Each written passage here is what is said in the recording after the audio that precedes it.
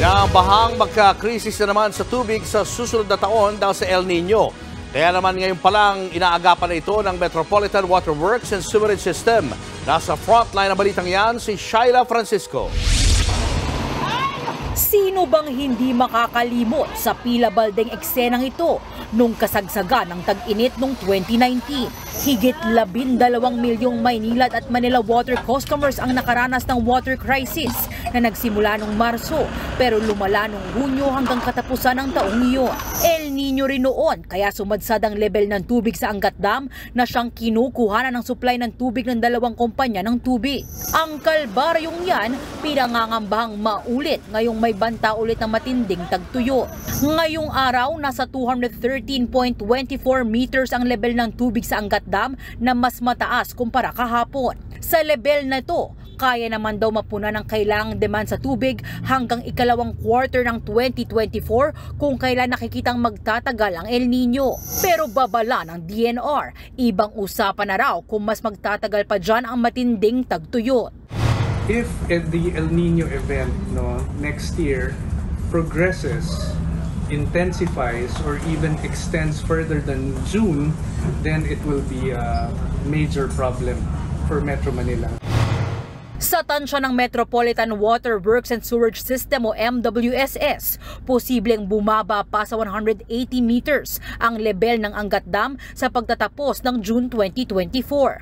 Minimum operating level yan ng dam kung saan hindi na binibigyan ng supply ang irigasyon dahil nakatuon muna sa pagsusupply ng tubig sa mga bahay sa Metro Manila.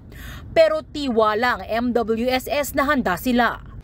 Hindi po natin masasabi ngayon yung magiging epekto po sa ating customers. May possible po na bawasan yung ating allocation from Angat Dam. So kung mabawasan po yung allocation natin from Angat Dam, ay nakaprepare po kami. Isang taon po natin itong pinaghahandaan at nakapag-ipon po tayo this year at umabot pa nga ng above our target elevation na 212 meters.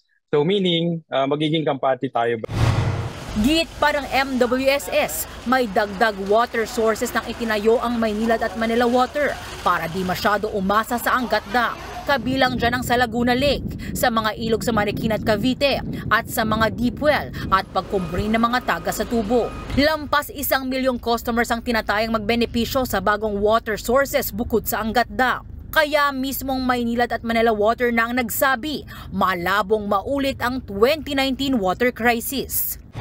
Regardless of kung ano man yung magiging reduction na to, kailangan matapatan namin ng mga mitigating actions para po masiguro na walang interruption na mararanasan. Or kung magkakaroon man in extreme condition, ay pipilitin namin na sa gabi lang siya mangyayari. There are so many lessons learned na kumbaga na para ma-prevent na maulit-uli ito. Pero apela ng water concessionaire sa publiko, tumulong sa pagtitipid sa tubig. Nagbabalita mula sa Frontline, Shaila Francisco, News 5. Mga kapatid, Julius Babaw po. Huwag maging huli at maging una sa lahat ng balitaan. Para sa tuloy-tuloy na talakayan sa Frontline, mag-follow at mag-subscribe sa social media pages ng News 5.